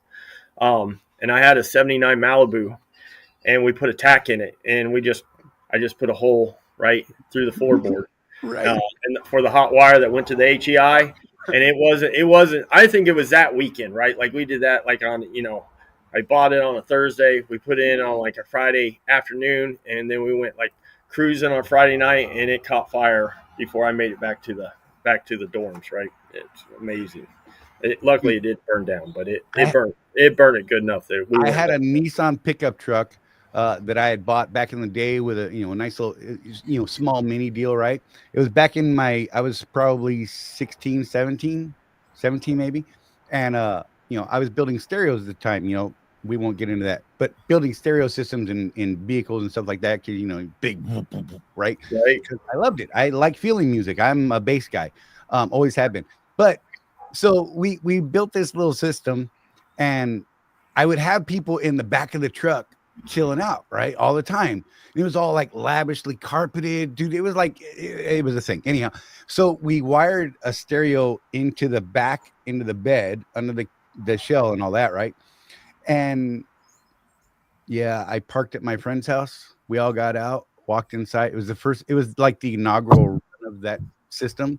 And when we walked in the house, I get, dude, some guy, one of our friends, he's like, dude, there's a truck burning out in the alley. I'm like, whatever. He's like, dude, it's a Nissan truck. Nobody even knew I had this truck. They didn't know it was mine. They're like, dude, this thing is burning. It's on fire. And I was parked up next to a big apartment building. Oh my God, dude. Gone, burnt to the ground. To this day, in that alley, there are pieces of aluminum melted into the asphalt in that alley because the top was aluminum. Go figure. Yeah, melted that sucker to the ground. It was there for like 3 weeks, and it was not okay. And I was so damn sad. Well, now like 3 days before. Nowadays, for anybody that's listening, right, that's interested, is nowadays it's obviously going to be on the cheaper side, and I'll just pull from like the Snap-on trucks and the Napa and the Mack trucks and stuff that come around, but they have hotspot detectors now, that are on a gun. So if you question any of that stuff, right, or if you're buying a truck or you're wondering, right, you can go around and they're pretty good. Yeah, I mean the Snap-on ones obviously are going to be a little pricey, but you can get. I think they have Harbor Freight now, right, and they may not find everything, but if you're worried about bad wiring and stuff, or you're looking at trucks, Power Probe, if anybody knows what a Power Probe is, Power Probe makes a kit that adds on that you can clip on the wires basically from the front to the back on harnesses. And you can buzz through what you know of where the harness goes, and it will tell you if there's a chafe wire in there. It will pick up. I have one because I chase wires a lot. I chase lots of wires, and I mean it will pick up the almost minute anything. And that's not an expensive system. It's pretty elaborate to get it all set up right. Like if you're looking at a truck, you're probably right. But if you taking it to a mechanic, right, and they're going to spend a couple hours going over it, right, they can something that you can maybe spot with any right. Any They caught a dart on fire using a switch for fog lights and no relay. Super smart. For real. Look, we all make those mistakes, right? I mean, back in the day. And look, especially like way back in the day, I had an electrical background even at 16, right? Because I started getting into electronics and rewire. I was that kid that took apart everything in the house, much to my mother's dismay, because I want to know how it worked. Or something would break and we didn't have money. We were broke. I mean, it was a reality. You had to figure out how to make things work again. Yeah, it reminds me of, I was in high school in the 80s, so it was the Chevy Love, right? Everybody had those crappy Chevy Loves with all the aftermarket lighting on them. And probably twice we had car fires out in the parking lot at high school. Yes. The old Datsun mini pickup trucks. Oh my God. I don't know how many of those I saw burned. It was insane. But you know what? You learned from it though, hopefully. Yep. Yeah, right. Yeah. Oh, I mean, I caught a couple toasters on fire once or twice in my life, just saying. Oh, meme. That's that explains a lot. Right. I was afraid of mine, so I'm not gonna lie. It does. Oh shit. Yeah. I'm telling you, now. I mean, well, you guys know. You talk about you guys see it, right? There's more of those shit boxes out on the road, right, than ever. I mean, everybody's stretching, right? I mean, they've been doing that for a minute, and it's not going to get any better. Right. I actually saw a T2000 yesterday, Charlie. Oh my God. It's been a minute. Yep. Yeah. Holy cow. Those. You know what though? I don't know why. I loved mine. I loved mine. Everybody I knew that had one loved it, and then they got rid of it. I'm like, why the hell did you get rid of it? And they're like, because dumb. Because dumb. The buyout on that truck, Mike, was only $30,000. Right. But in 2010, that was a lot of money. Right. I was going to say, yeah. You roll back the time, and it's sad that 2010 sounds like old times now, right? It used to be like 1980 money, 1985 money, right? For real. It's not like things are moving so fast these days. I mean, I don't know. We've been talking about the used truck market because it's down again, and values on these used trucks are going up and down by tens of thousands of dollars either way overnight. Yep, it's they're and I today I was on the phone with like 3 other guys that are man, God, it's been a long 2 days, and yesterday was the longest of one, but today was pretty long too. But we're with you for not the freaking Ritchie Brothers. What's the other big truck auction site? Damn it. Yeah. Anyways, it doesn't matter.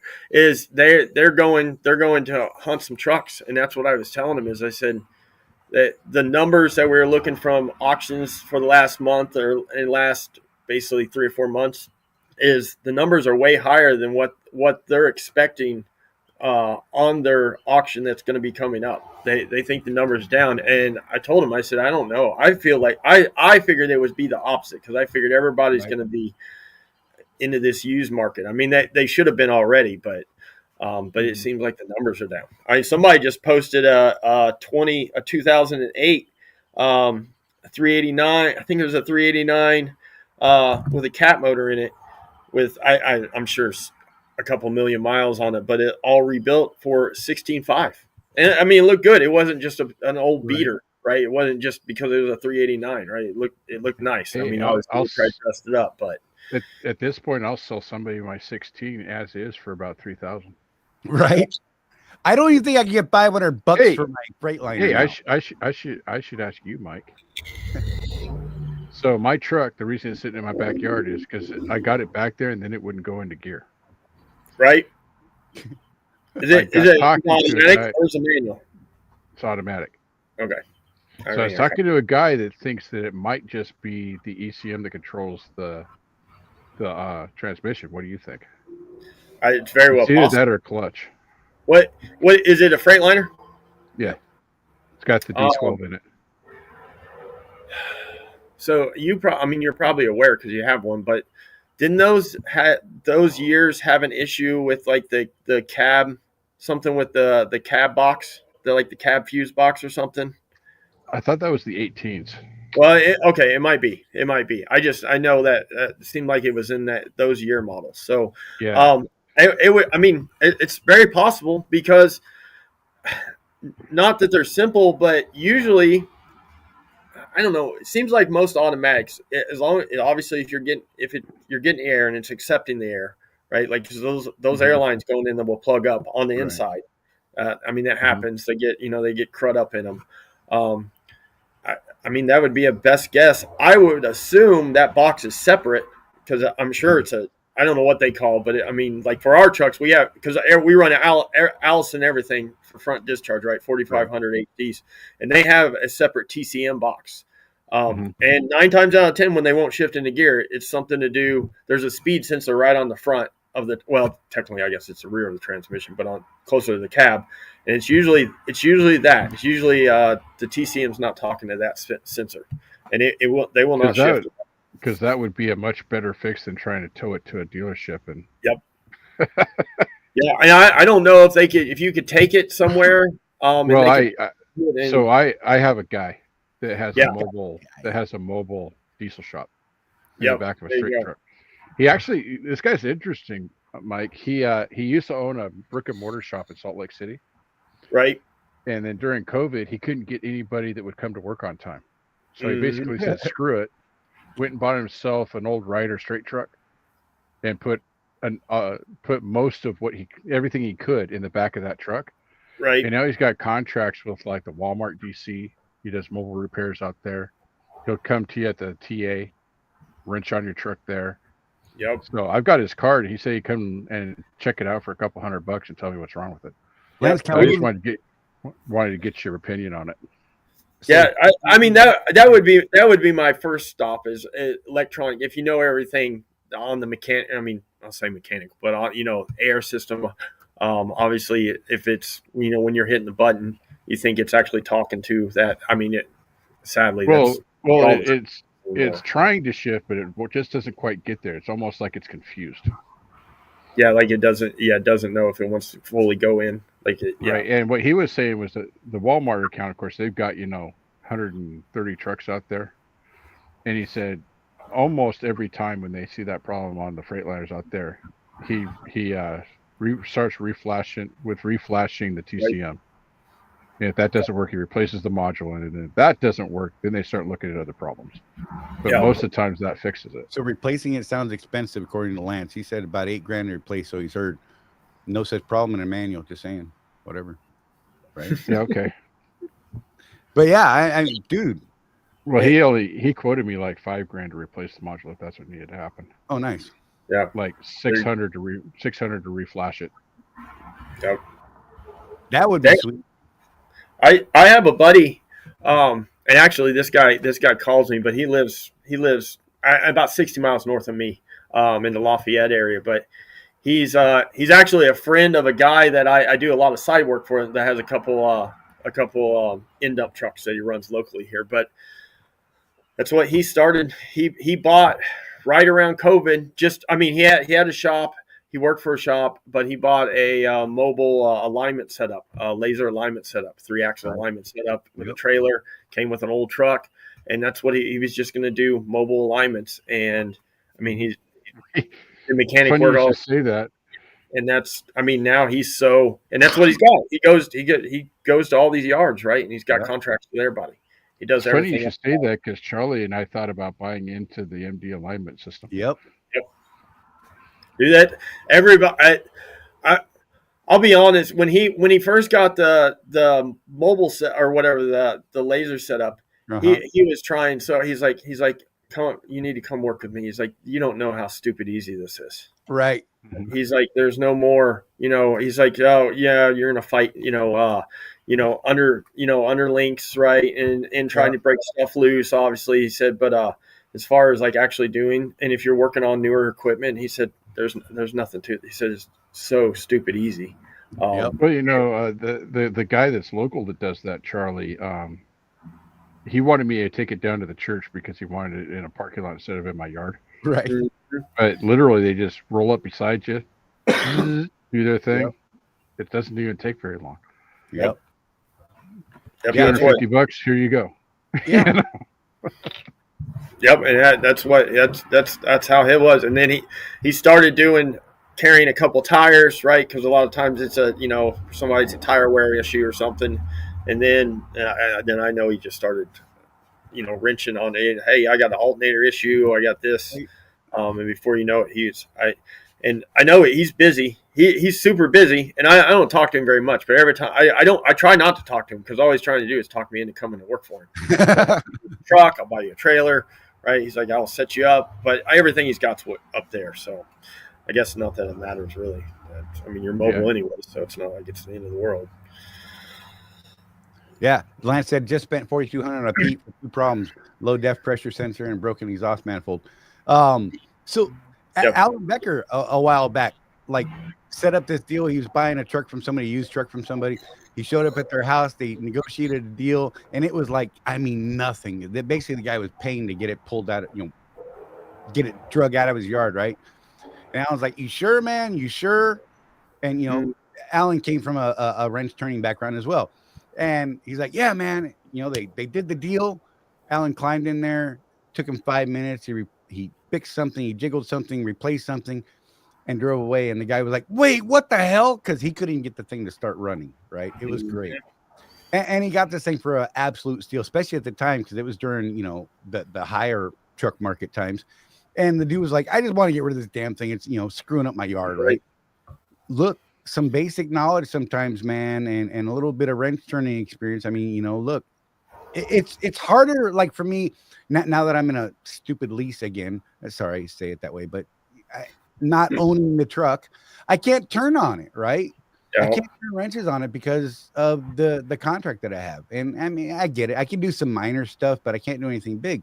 On Chewy, I'm like, oh, I'm going to take the radiator off, whatever, just basic tools. Mm-hmm. It doesn't really take that much. It's just having someone to help me because, I'm not a real strong guy. Right.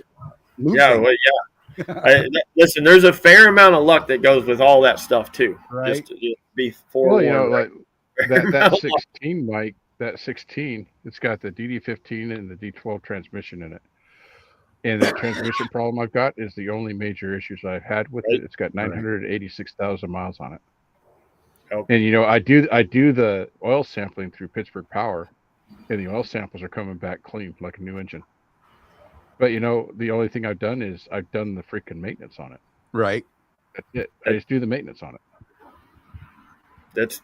That's facts. Life on wheels, on 18 wheels. And there is something to be said. I mean, I've been on the show. We've talked about it, right? Just for general maintenance, just basic, your basic, not going over. I mean, on trucks maybe it's a little different. Not going over 5,000 miles, right, on an oil change versus 1,000 miles on your personal, your 4-wheeler. Right, there's something to be said for that. I mean, I've preached that forever, and as lazy as most mechanics are on their own stuff, I do not miss oil changes. I don't miss I don't miss any of that stuff. well, you take it from our perspective though, Mike. As a driver, been a driver for 20 years. There's a certain amount of pride in doing that oil change yourself. Oh yeah, no, I get it. Yeah, I believe it. I 100% Except when you get old or chubby and you can't get under the damn thing anymore. You know what I mean? Listen, that's why you buy the older ones without the little ground effects fairings. Right. You can always get under. That's what I've got. That's what I've got a little Pete for. Right, exactly. No one here wants to turn wrenches in my house. They're all like, "No, bro, it's dirty." I'm like, "You suck." Whatever. I actually thought about using that truck as a demo truck for some maintenance videos, Mike, and having my 12-year-old do the maintenance. Oh yeah, and film him doing it. That's awesome. I did That's about all- that would viral. shame a few people into do it. It's Yeah, just like the and kid that does the 18 speed, right? That his dad puts him in those Macs, Yeah. and he's running the twin sticks and stuff. Yeah, Oh I mean my that's god. Yeah. Well, you know who I love is I don't remember the name of the channel, but there's that kid that his dad owns a muscle car shop, and he films it, and they're like from Jersey or something. And they talk like it, and the kid's like, "Hey, Dad, I'm doing this thing, you know, I'm changing out the 4 barrel." Right. And the kid's doing all the work himself. And it's like his car that he's going to drive when he turns 16 that he's Right. working on. oh, He's that's restoring awesome. this car. And it's just, they're great videos, man. And Look. I think it would shame some of these guys to actually turn a wrench every once in a while to see a kid do it. Early on, when I first kind of started making videos and stuff like that, I would have Rosie. I would, shoot the video and have Rosie and walk her through doing things like, changing an ABS line. Excuse me. The ABS sensor that goes into the wheel, right? Airbags, shocks, all that stuff. Had Rosie do it on video to see, my tiny little Mexican wife out there with a wrench and doing it. And I'm like, why are you paying, $800 to replace a set of cab airbags? Are you kidding me? That Didn't you have $80 at the time? Didn't you have her do the tensioner belt one time? Oh yeah, in fact she removed the tensioner, did the whole damn thing at a Petro truck stop, right? And people were like, "What the hell?" And I mean, of course, I 3 views. Come on, let's be real, right? Back in the day, nobody ever saw it. So sometimes I go back and see that someone actually watched it recently, and that's weird to me. I'm like, We should repost it. embarrassing. We should repost it. Now that we were just talking about this on Saturday night, right? Is now everything's been going electric, but now they have electric jacks. So there's almost no reason. Right now they're not cheap, right? But there's almost no reason that some people can't do their own things, because now you can't even say that I can't get out of the truck because you got an electric jack and put in your sidewalk. Yeah, Charlie. Shut up, Jeff. You bastard. Again, they're not cheap, so that's the excuse. Well, we do have this video footage Oh my god. of changing airbags, where Bro, guys it's would been learn so how long to use since the you brought that airbags up. and they use the airbags themselves as the jack while you're changing the other airbags. Right. Whatever. Shut your mouth. That's the one that kind of torqued me off, Mike, because the dealerships want like 4 hours of labor to change 4 airbags because they say it's an hour per bag, right? According to the book. I kid you not. The last time I changed airbags, 45 minutes, all 4 of them. Oh, I believe it. I believe It's just not that hard. Oh, I used to laugh when I was at night. I would laugh at some of those in it, because there's a couple young guys there, and the struggle's real with some of that stuff, right? Because they just don't their brain doesn't connect, and it should, because they're turning wrenches, right? But their brain doesn't connect on like the ease of doing some of this stuff, right? They just make it very, very. But I don't know if that's today's society or what. I just had a kid that quit. I'm sure I probably ran him off. That's probably too tough on him. But that's been helping. He started right after Thanksgiving. He's 20, or well, whatever, around Thanksgiving. He's 21, and he's new, right? He knew barely anything about anything. Barely know how to unload his own toolbox. But he had a toolbox. But I mean, he would overcomplicate everything. I was like, it's not that you were. I mean, he'd make brakes turn into this big old thing. Well, this guy uses a spring, this tool with the pry bar, and I'm like, go take a pair of vice grips and a screwdriver and clamp it on the spring and knock that bitch out. But I don't know. I think that's just the world we're in right now. Unfortunately, for some of these people. Life on 19 Wheels, Harbor Freight sells pneumatic jacks a lot cheaper than the big brands. There you go. And for the amount of stuff that we do, I mean, we don't need, and some of the Harbor Freight stuff's got some pretty good warranty stuff. I mean, if it breaks up, they're like, I'll tell you right now that for anybody that's questioned, 10 years ago, this is a different conversation. Maybe, I don't know, maybe even 5-7 years ago.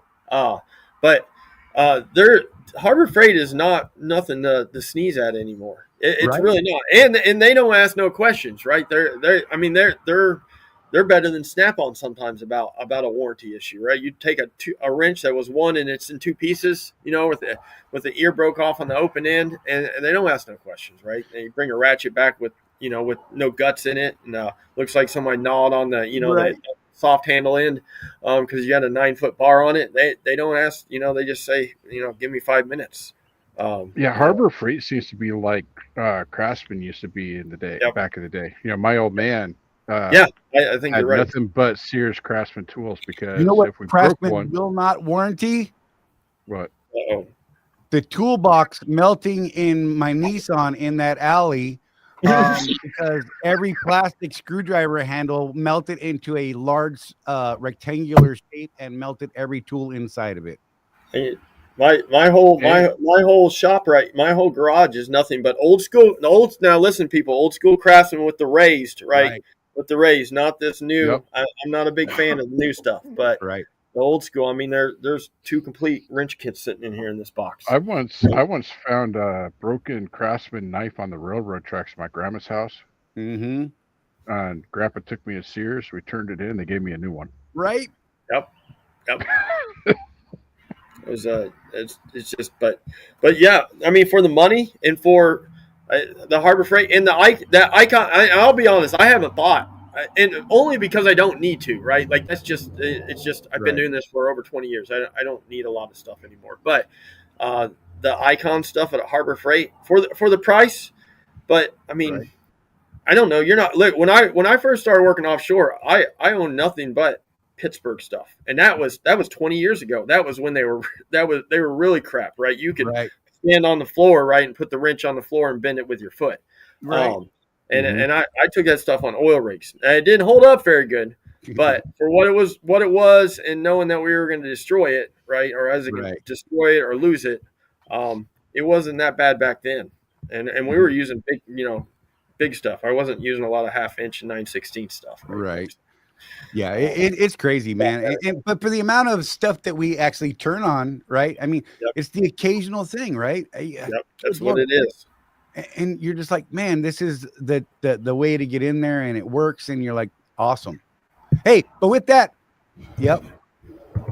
Tim, Craftsman guy all the way.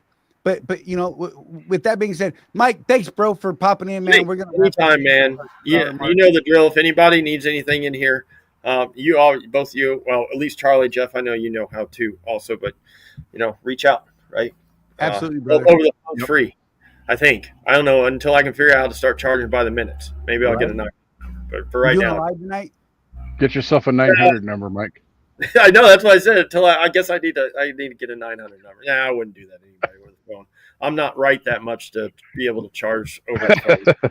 Narc will help people that he absolutely despises. I will help. Would we say that one day? That I'll never is that. Yeah, trucks are like kids, right? They don't pick who owns them. So right, it is the craziest thing. Like I've heard some of these stories.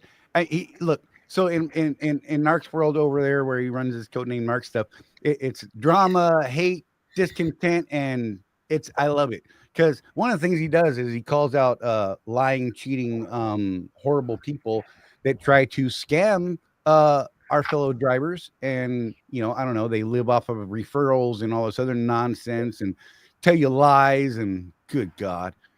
But I've heard the conversations afterwards where they're like, yeah, this guy's a total D-bag. And, but he calls Mike and he's like, hey, bro, can you help me fix this thing? And Mike said, yeah, man, I hate you, but and if you were on fire, I wouldn't pee on you. But yeah, let me fix your truck. And you're like, that's amazing to me, man. And people don't see that. They just see hate and discontent and whatever. I enjoy watching Narc, but I like. Well, that's the thing, and Donna's not going to watch your show, Mike. Right. No, right. Donna, don't look at his channel. Don't even look at his channel. I mean, that's fair. No, and that's fine. I'm good with that. Yeah. But if Donna needs truck help, you tell her. And just make sure, warn me beforehand, Donna, and we'll keep it PG even on the phone. Right. We can pull out even the customers. Well, I do this dirty trick to Charlie. He calls and I put him on speaker when the kids are in the room. He's not right, dude. And then Donna then he'll say what Charlie usually says, and Donna goes, "Charlie," and he's like, "Oh, hi, Right? Donna." Oh, yeah. Now Although, I'm like, wait, are you home? although last time I had my son Pete answer the phone, so he knew right away he was on. Yeah, that was fair because and Pete rats me out. Like if he hears something and Donna didn't hear it, he's like, Charlie just said this, Mom. I'm like, oh God. But Charlie spent 2 days at my house though and didn't swear once. The worst thing I said was jackass. Yep. And we got bleeped. We got bleeped for that on the podcast we were doing. Yeah. Oh, that's funny. That's awesome. All right. Hey man, I appreciate you, Mike. And hey, thanks for letting me come in, guys. Yeah. All right. I'm out. Thank you. Thanks, chat. See y'all later. So with all that being said, next week's show, we're going to be dipping into scaling your trucking business from owner, operator, fleet owner, how to transition from one truck operation to managing multiple trucks, and the systems, financing, hiring strategies needed for fleet growth, those types of things, avoiding pitfalls that cause expansion failures, because a lot of guys try and it all blows up. And whether you want to scale or not. Right. It's good to know. Good to know. Look, it opens up possibilities for you. It really does. It absolutely opens up possibilities that you may not be aware of, or, you know, maybe you're thinking about it and maybe you go through it and you're like, nah, that's not for me. Or you haven't thought about it and you're like, you know what, that doesn't sound so bad. I'd like to try that, you know? So, you know, tune in for that one next week. Jeff, final words. Keep that rubber side down, and remember, with no action, there is no traction. Absolutely. You guys, once again, thank you for tuning in. Sorry we've gone a little long. I had fun getting Narc in here. Hope you enjoyed the show. Again, if you have any questions or comments, throw them down there in the comments, guys. It helps us keep the conversation going. Like, subscribe, thumbs, all that stuff, you know. Real quick. Go for it. Tim, he's part of our group, right? Tim is? Yes. Okay. Reach out to me on the group, and I will send you a link to the show where we did have him on. We had him on about a year ago? Yeah. Talking about his business and how he grew it and all that stuff. Right. With that being said, guys, once again, thank you for all of your comments and hanging out with us. Sorry. Hanging out with us every week, man. It does mean a great deal to us. Check us out. You know, we'll be here next Tuesday at 6 p.m. Remember, nobody's looking after us but us. So look after each other, you guys. Seriously.